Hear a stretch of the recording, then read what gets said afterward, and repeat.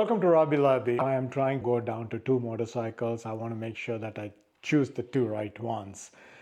But I want to do it objectively. I want to conduct some real experiments.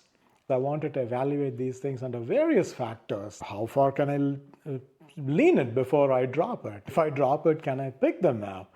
How is the comfort? Which one is shaking more? Which one I'm able to handle long distance? Being a data scientist at job, I want to apply the principles of data science to evaluate this in a fun way. You sure, Margaret? I can lean this guy, this baby. And frankly, I don't have much hope. I'm very uncomfortable. Already I was stressed, so I don't think I can do it again.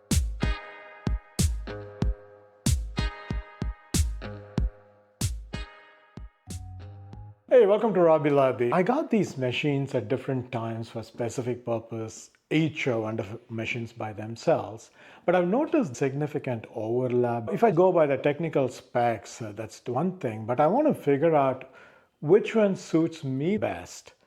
But I want to do it in objectively. The spirit of Robby is quantifying elements. So I want to conduct real experiments. To quantify elements of this, each of these individual motorcycles, there are a lot of reviews about them, the pros and cons of these things in isolation. And many of these things, the reviews are conducted by experts who are very proficient with riding motorcycles. I have a unique opportunity to compare these three, which in all fairness do not even belong in the same class. The first motorcycle I bought a few years ago is my GSA. If I have to have only motorcycle, then this will be it. In fact, if you ask anybody if they can have only one motorcycle, probably this is on top of their list. An amazing machine by itself. This can do everything. 1200 cc and built like a tank. It's a thing of beauty to watch with all the, crash bars and other things that come naturally. And with these huge 600cc engines sticking out, which also acts as a nice crash barrier if you fall down. This is as good as it gets.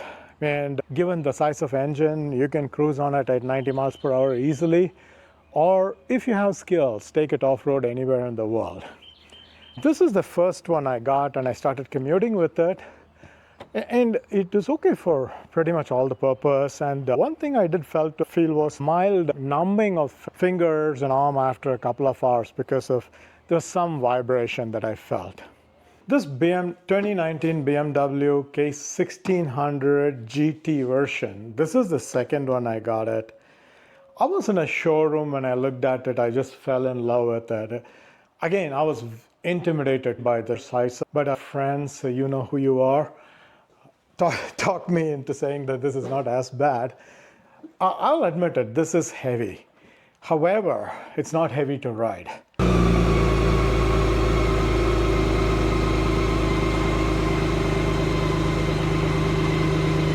And even though this guy is really heavy, I treat the motorcycle with respect and become quite comfortable handling it. I never move it without wearing proper boots and gear, at least glove. Royal Enfield Himalayan 2025 model. And I had no intention of procuring this, except I went for a holiday in India. I saw this recently launched. I rented one and rode around in India. I was blown away by its capabilities. It gave me a new perspective for being a smaller size motorcycle, meaning with a 450cc. It is still a small capacity motorcycle. It was able to cruise at 50-60 miles per hour easily, but more importantly, agile and nimble. I really enjoyed this. So I thought when I had an opportunity to buy this in USA, I just jumped on it and I purchased it. And I wanted to see if this will satisfy most of my needs. Because I commute with motorcycles, and even for my local errands, I use motorcycles a lot. So let us say I'm stopped in a light and I'm coming for a stop in a light, and I put my foot down if there is gravel, sand or oil and I get dragged. My first instinct will be to lock the steering on the falling side and close the brakes so the motorcycle doesn't move.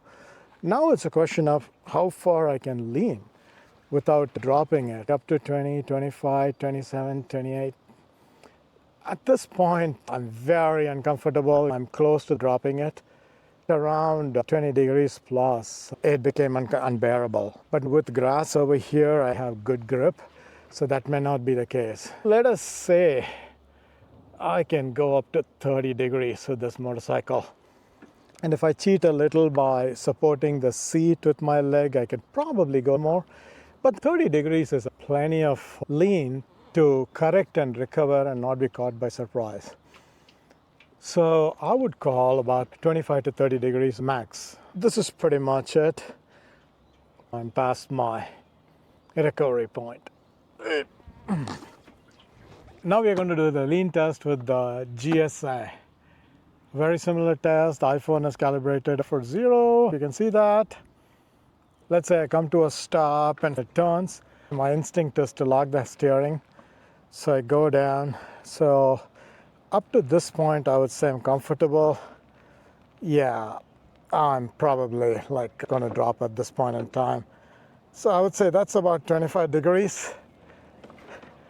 If I stretch out my leg and support, which I shouldn't be doing it, so this is probably my level of comfort, around 20, 25, 27 degrees. Yeah, this is definitely, at this point, I'm not recovering. I'm going to be dropping them. In real life, you on a road, you street, you probably will realize that you're slipping more and would do evasive action. So I would say the limit for me on this motorcycle is about 30 degree lean. Very good. Now let's go for the last one. All right, now we are about level. I want to see how much I can lean this baby. But frankly, I don't have much hope to test with the big baby, whether I can really lean it, recover it, and let's see. Again, this is something I've never done, never tried, so we're gonna do it for the first time. Let's see. Let's say I come to a stop, my foot slips. Typical causes of gravel or loose stone or a wet surface, but let's say I hold it and I'm forced to recover. Hopefully I'll get the steering out already. This is where I am. I'm dropping it. Okay. That is about 20 degrees. Yeah, already I was stressed, so I don't think I can do it again. Up to this, 12, 13, 15 degrees is comfortable. But the point is, I don't think I even leaned this much. When riding a motorcycle as big as this, you become sensitive to the weight. Let me feel it, okay? What is the angle at which I'm concerned? Even something like this. I don't go beyond this. If I'm stopping, almost zero weight on my feet. If I'm stopping like this, even if I'm lean this much, I'm coming back. As you saw with this vehicle, which is pretty top heavy, I was able to do about 20 degrees. Now, the question to ask is, realistically, how often are we going to cross it? What happens to us? With lighter motorcycles, a 400-pound and a 570-pound motorcycle, the Himalayan and the GSA, I was able to lean close to 30 degrees, whereas this one, it is about 20, 22 degrees, which is my comfort level. Now, what is the safety margin for me here? I think, like in terms of our ability to sense, I think we can comfortably like this. If I'm this far, I'm very concerned. I'll do whatever it takes to recover. So very rarely I'll let it go beyond this. That makes me wonder whether the weight really matters as we fear it to be. If the vehicle is indeed going out of the control, I think the time we have between a small motorcycle going out of control and a heavier motorcycle going out of control is actually very little. If it's a large motorcycle like this, you're going to give up much easily to recover. Whereas if you might think Himalayan is a smaller motorcycle, and if you try to recover it, the chances are you might injure yourself more. So these are things to think about. We anticipated not for our lean test. This was like a 20 degree. This is about 20. The smaller ones were roughly around 25 to 30, which is Not as far as we normally go anyway. I think you normally average about maybe a 5 to 10. Yeah, at that's most. about it. Yeah. So Feel free to, like, if you find anything interesting or want me to look at some aspect of these motorcycles in comparison, I'll be glad to do it for you. See you next time.